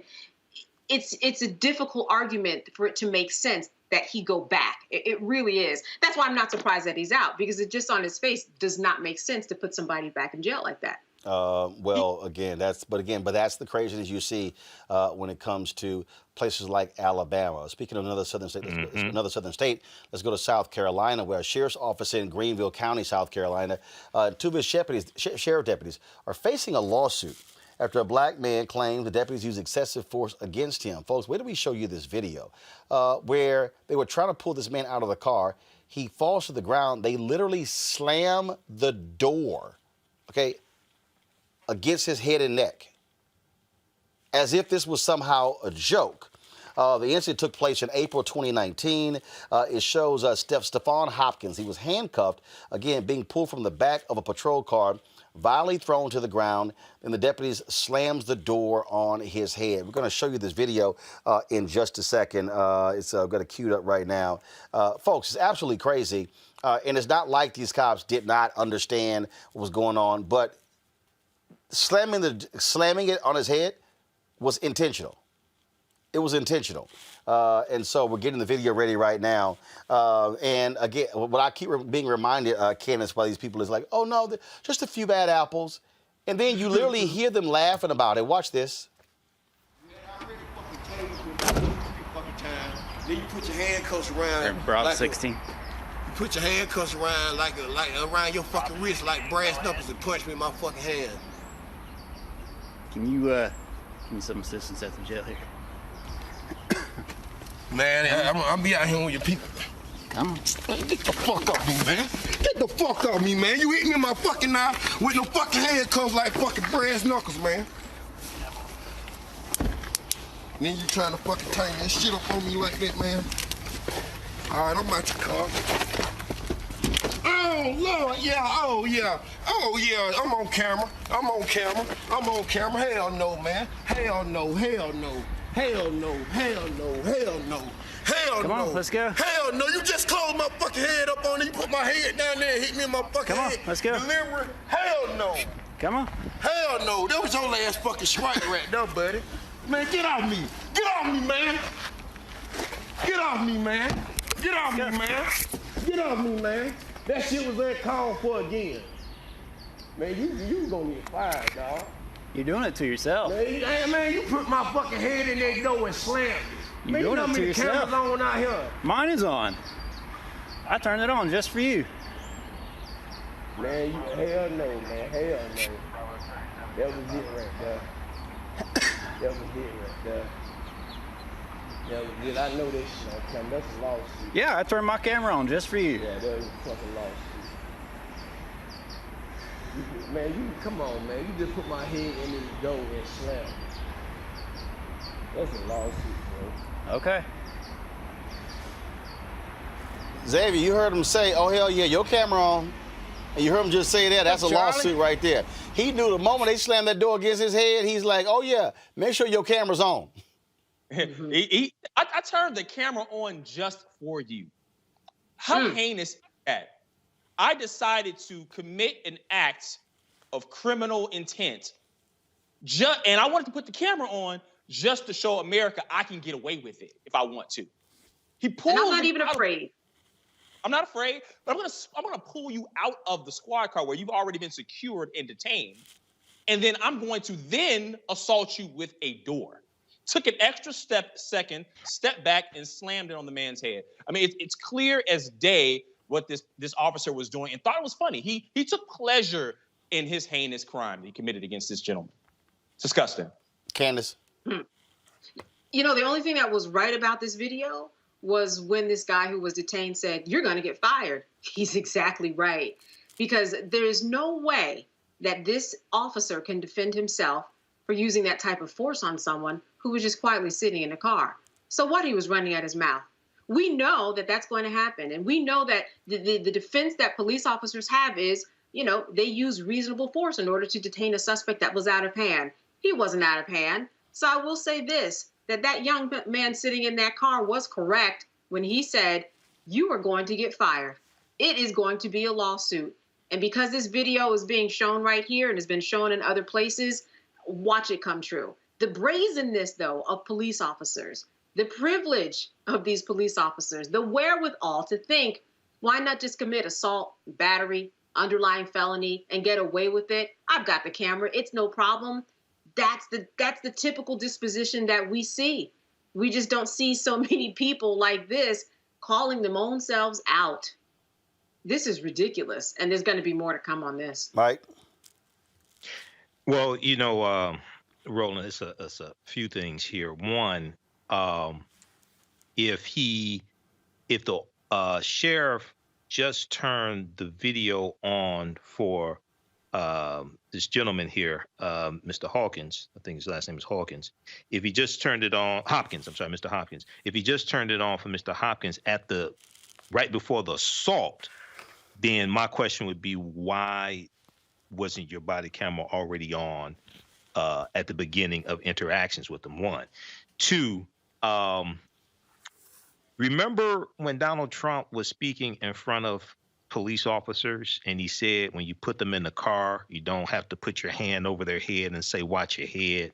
You don't have to do that. Yep. You remember that? Yep. See, people got to go back to 2016 during the presidential election when Trump and the Trump acolytes were talking about Blue Lives Matter, and Trump was talking about really unleashing police officers, unshackling police officers. There was he was leading this culture war against holding police accountable, because that's what the Obama administration was trying to do. Okay, when you go look at what Trump did, and there were numerous police officers, and there's one in particular, one in Minneapolis, Minnesota, the leader of the police union. Okay, he spoke at a Trump rally wearing a Cops for Trump shirt, and he talked about how Donald Trump has unshackled police. Okay, so Trump gave a wink and a nod to a lot of these people, okay, to do things like this. But yeah, this is why, you have to have real police reform. This is why there has to be a culture of change when it comes to policing. This is why people like him, like this officer here, needs to be fired, okay, prosecuted. That's assault. But before that, he tightened the cuffs on Mr. Hopkins as well. Okay, it appeared he did that to inflict more pain on him also. I'm not sure, but that's what it appeared. That's what it looked like to me. Mm-hmm. And that's what happens when you tighten up those cuffs. Well, speaking of getting tightened up, has not been a good week for Florida Congressman Matt Gaetz. Lord. The Department of Justice is investigating Gaetz for him allegedly having sex with underage women. Also now they're talking about text messages where they were actually, this is from the Daily Beast, they're exclusive today. Go to my iPad, please. Says these text messages pointed the feds to Matt Gaetz. And when you read this story, it talks about there was another official, the Seminole County tax collector, Joel Greenberg, who had been indicted by the feds. And then when they were investigating him, they began to realize that, oh, Gaetz was involved in some stuff as well.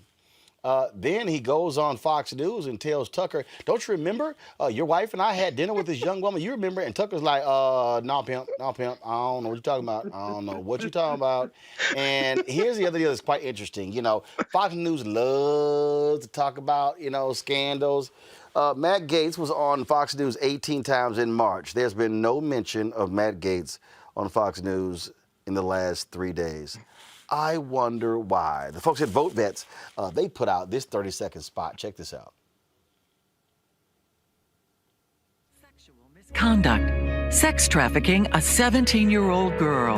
The allegations around Congressman Matt Gaetz are shocking and getting worse every day. He's even lost Fox News. But by day, Gaetz still sits on the House Armed Services Committee, overseeing a military dealing with its own problems with sexual assault. Matt Gaetz needs to be removed from the Armed Services Committee now. Then you have the New York Times reporting that Matt Gaetz was actually showing photos, videos of women he slept with to colleagues on the House floor. You know, Candace, I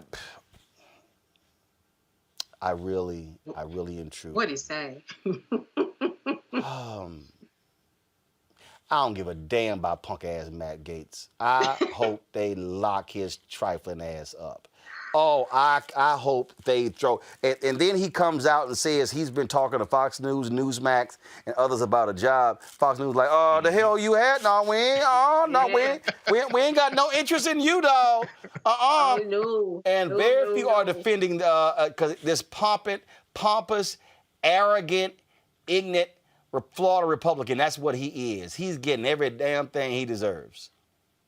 A paper trail or computer trail, digital trail, and then tried to get co-conspirators by showing others texts and pictures of people who he slept with. Someone who knows the law. He represents the people in passing laws. Someone who knows about sexual assault and sex crimes. He sits on, manages and oversees sexual assault and has something to do with that in terms of the Army. But someone whose ego got the best of him and thought that he could do anything that he wanted. Deja vu. I mean, are we surprised? It's another one.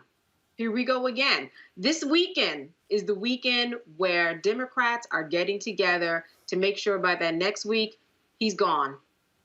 Trust me, it's going to happen. They're just taking the weekend, gathering all the evidence, and he's going to be suspended or removed or very swiftly because he doesn't have any allies. When Fox leaves you after you've been on their show for 18 times in 1 month and they sever that relationship, you're done. You don't even have a mouthpiece anymore. He been running his mouth a whole lot, Xavier, trashing folk, sitting here, coming from a red district. Man, ain't it something when the father of the party of family values all of a sudden starts faltering when it comes to these freaky ass Republicans. Once he decided to become that was it for him.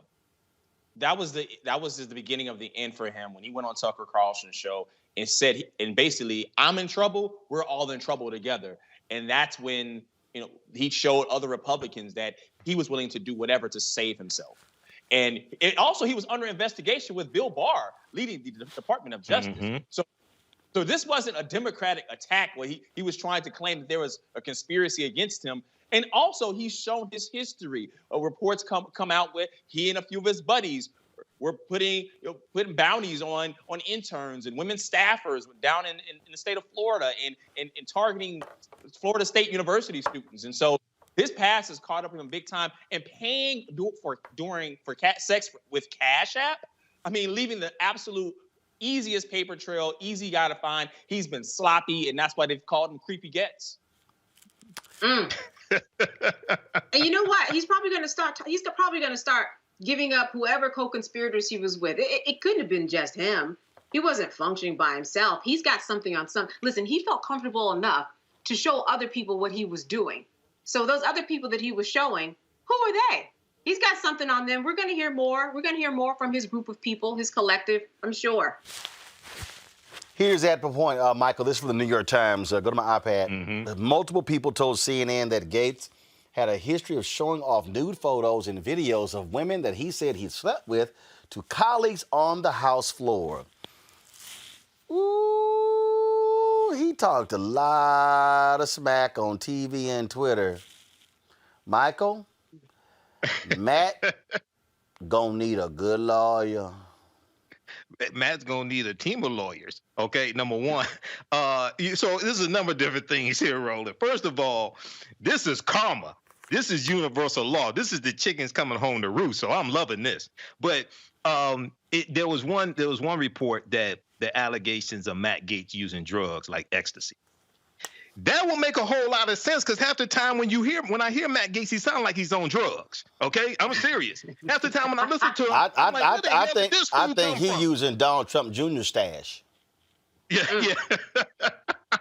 Exactly. And then we see today that Matt Gaetz' communications director, Luke Ball, resigned as well. Okay. Tired of getting them. Do you have any comment? Do you have any comment? Right. Do you have any comment? Do you have any comment? Nothing to say.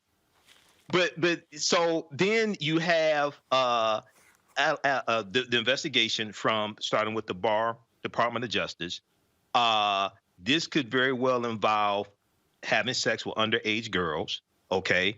And then if he showed pictures of underage girls, they're not underage women. Okay. Just so people understand. Then if they're under 18, they're girls. Okay.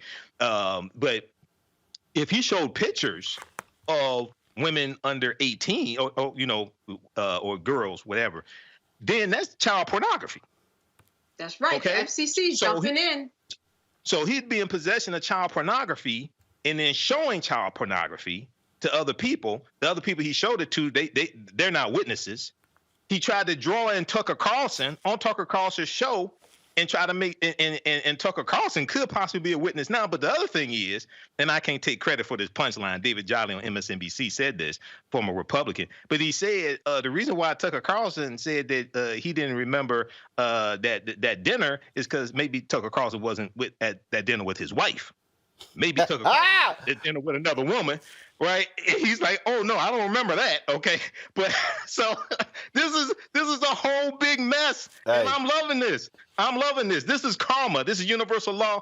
Roland, it is what it is. I ain't got no problem with it. All right, folks, let's give an update. Short before we came on the air, there was an attack at the U.S. Capitol where a man drove a car into a couple of Capitol police officers. Two of them were injured. One has died from that. This is the video right here from the Associated Press, this photo. You see the video, the car right there.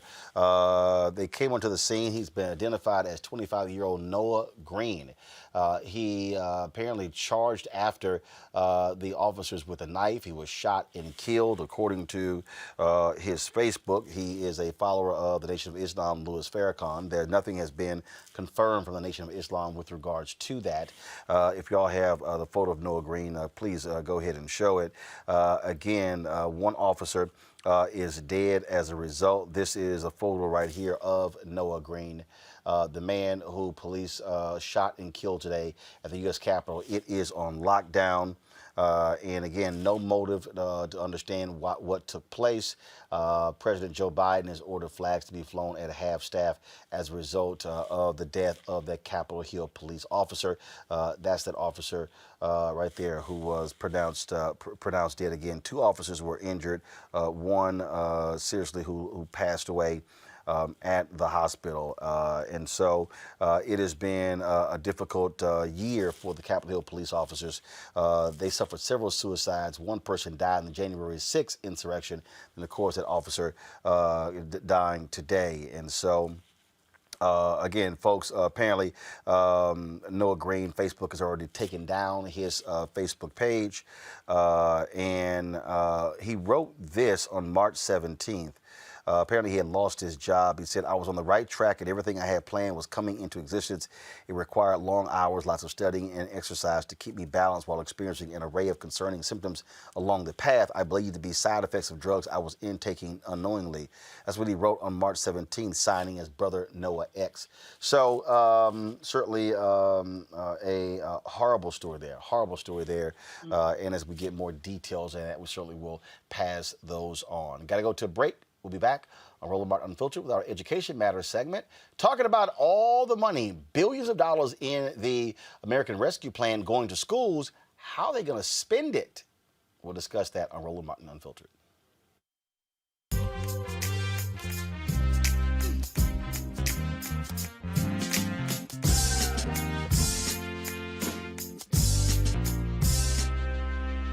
Who needs a little love today? Some love sent their way. Who needs love? Who needs love? Who needs a little love today? Who needs some love sent their way? Who needs love? Who needs love?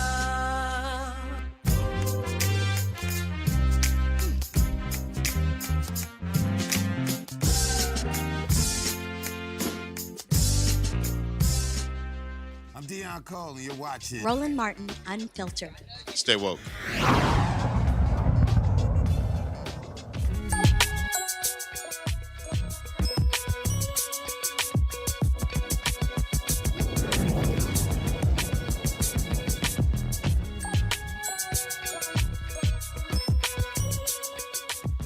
The recently passed stimulus package, of course, the American Rescue Plan, includes a $40 billion for higher education and nearly $130 billion for K-12 schools. Portions of those funds will be allocated to colleges with endowments worth less than $1 million and emergency need-based financial aid grants to students. Now, funds will also be used to help fund initiatives such as installing ventilation systems, reducing class sizes, implementing social distancing processes, hiring additional staff, and purchasing personal protective equipment.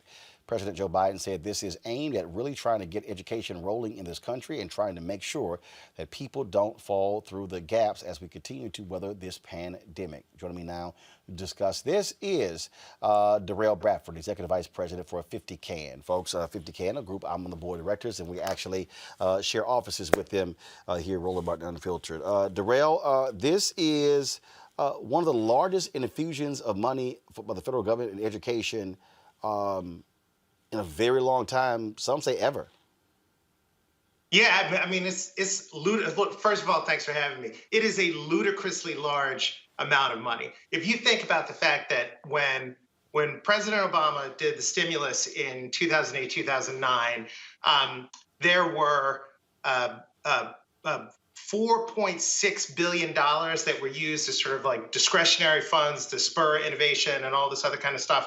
Between the CARES Act of last spring, the COVID package that was passed at the end of the last administration, and this one, the federal government has sent $190 billion to K-12 schools across the country in 1 year. It is an incredible amount of money, and what they're going to do with it is a really good set of questions. So what should they do with it? All right, so to me, there's four things that they could take on, some of which they are prohibited from doing. But these are the four things that I think they could do.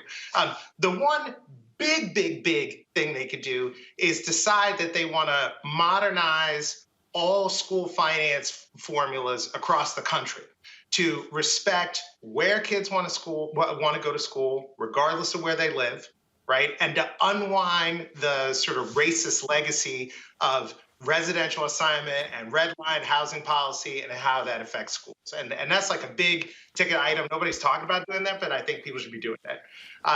The second thing is that we know, so before the pandemic, 1 in 3 fourth graders in the country were reading on grade level or above, right? On the National Assessment of Educational Progress, which some people call the NAEP. and only one in five Black kids were, right? So like a third of all kids, 20% of Black kids. The data that we've been looking at now says that the last year, though some kids have thrived, has been horrific for kids for whom the situation was already horrific. And so, job one is intervene in the summer, right? Like it's tutoring, it's enrichment, it's social emotional supports, which are actually noted in the stimulus in the American Rescue Plan. Kids have been locked up. Black kids have been literally locked up, right? They've been at home in front of computers for like a year, alone with all this claustrophobia. They need interventions now, right? In the most significant way possible. So that's the second thing. The third thing is kind of like living in plain sight, and there's money in the infrastructure bill about this, but we got to get this broadband thing sorted out. Because until we know that schools are going to be open in perpetuity, which is to say until we get the politics of that sorted out, which I would love to talk about too, you got to have a permanent virtual option in place, right? You have to, if you're going to tell kids they can't go to school, they got to be able to go to school online. They have to have broadband, and in communities of color and in lots of rural areas, this is an issue that is top of mind, that has surfaced. And it still hasn't been dealt with, so we got to do that one too. And then obviously, like there are the obvious ones, which are like health and safety of buildings, these kinds of things, right? It's like you want to train teachers. If you need to hire some more teachers, because in some instances you may need to, particularly if you want to do the tutoring stuff in the summer, like personnel is obviously going to be a part of this too. Mark McGee is the founder of 50 Can. He joins us right now. Mark, we were talking about the massive amounts of money going to schools, $120 billion, 50 Can's education reform group. What say you on how the money should be spent, especially when you have a lot of kids, a lot of poor students, a lot of Black and brown students who have been falling behind as a result of COVID-19? Yeah, so I mean, I think the first thing is to understand how much money we're talking about. So in a city like Newark, New Jersey, we're talking about over $7,000 per kid. So when we think about that much money, the question is, how can we spend it in a way that families are going to really feel the impact? So, for example, could we say we're going to provide a tutor for every kid who needs one year round? We're going to provide incredible summer camps for kids. We're going to provide all sorts of enrichment activities. We're going to provide them a choice of different schools they want. The opportunities here are pretty big in terms of what we could do that previously maybe money restricted us from doing. So I think our fear is this money gets lost in a bureaucracy and families say, where did it go? And that point, especially when you talk about those tutors, because the reality is it's a lot of catch-up that has taken place. A lot. Absolutely. We've never seen a shock like this in our education system. And so far, the data we're seeing, and our affiliate in New Jersey, Jersey Can, just came out with a report. And they said about half the kids who were on grade level last year are no longer at grade level. So we know there's a lot of kids that have fallen behind. That's not surprising. It's a lot harder to do schooling remotely. So those kids don't just deserve a return to normal. They deserve a return to better. And that's what this money can provide. Darrell, go ahead. You want to say something? Yeah, I mean, I think the frustrating thing, just to get to the politics on this, is like there are all these things that we want to do with the money, and basically the way the money is going to be distributed is meant to stop us from doing all of them. So basically, I'm being flipped, but checks are going to state departments of education and to local school boards, local superintendents, and they have wide latitude to do whatever they want to do with the money. Like there's one line item in the bill that basically says anything that has to do with learning, including hiring people, which just means you can do whatever you want to do for as long as you want to do it. And the fact that the money is going through the education side of government without going through the legislative side of government means that there's like no local leverage, right?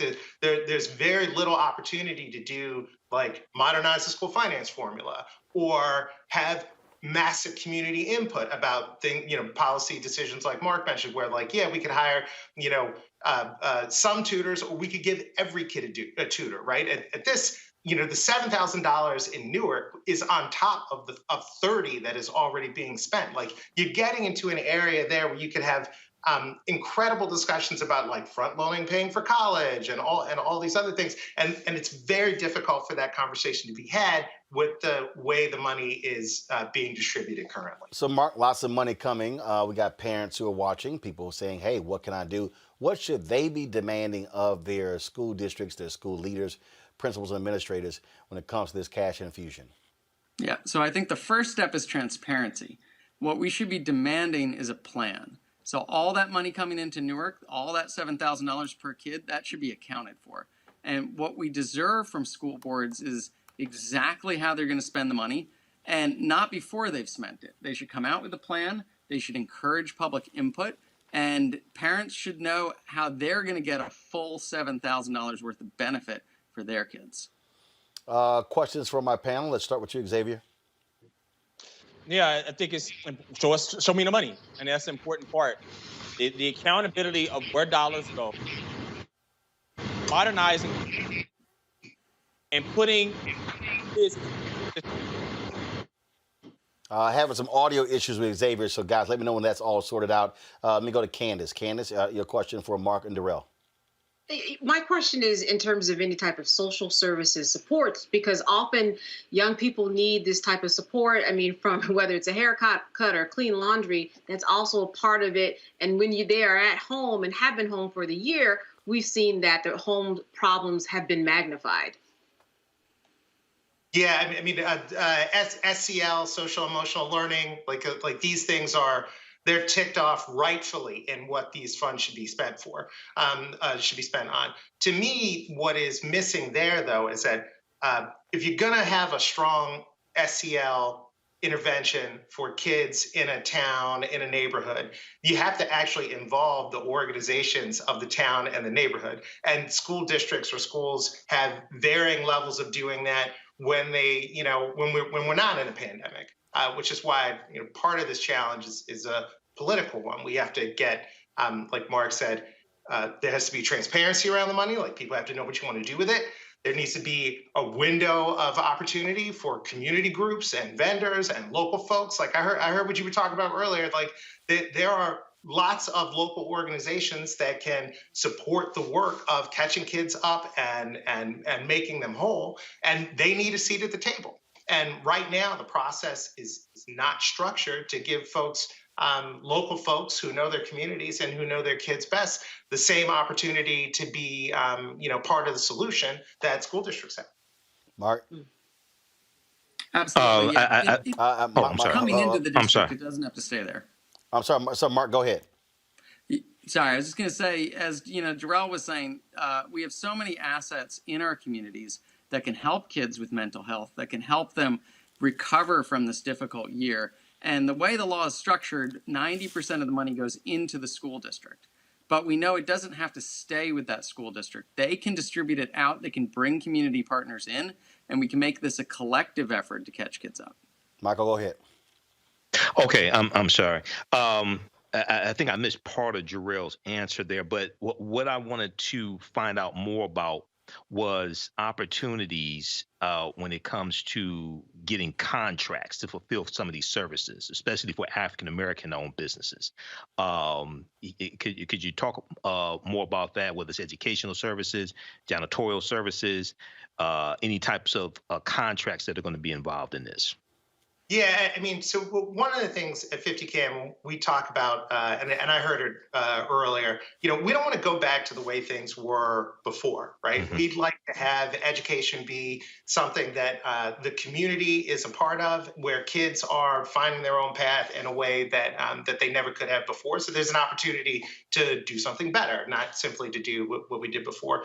And certainly schools have tremendous economic impact on their communities. And right now that economic impact is not equally spread, just like in the advertising world, just like everything. I used to work in the publishing industry. I understand everything you guys are talking about. So the important thing, and this actually isn't an education policy, this is an advocacy policy, is that you have to arrest the process of the money being spent before it is spent. And that is a political thing, right? So to me, if I am a state legislator, I have not been asked anything about how literally hundreds of millions or billions of dollars are going to be spent in my backyard. like this money is going to literally fall out of the sky without even a discussion about that. And so I would encourage, like, the Title I, which I think most viewers know is the primary revenue stream from the federal government to America's school districts, and it's weighted toward low-income kids and communities of color. Like, if I'm a business owner, if I'm a retired teacher, if I'm a community center, if I believe I can have any role in helping catch up or accelerate, which is even more important, kids who have not had their learning optimized for the last year and who probably weren't having it optimized before that, then I need to be on the phone with my state rep right now, my local city council person, my school board person, saying, don't spend this money until you talk to me and everybody like me about it. Mark, final comment. Go ahead. Yeah, I would just say that Darrell's right. The time is now. So this money is just getting sent out to the states and into the districts. So we've got a unique window of opportunity. So in New Jersey, we're talking about $2.5 billion that's going to be sent down into school districts. So if you have ideas about how that money should be spent, if you think you can help in using that money to help kids, this is the time to speak up and get in touch with your school board and insist that it be spent the right way on behalf of all kids. And if you're a parent and you have an idea about how that money can be spent, and meaning on you, by you, but to help your kids' education, you should make that same call. All right then, gentlemen, I certainly appreciate it. Thank you so very much. Thank you for having us. Really appreciate it. All right, thanks a lot. All right then, Candace, Michael, and Xavier, thank you so very much for joining us as well today on today's show.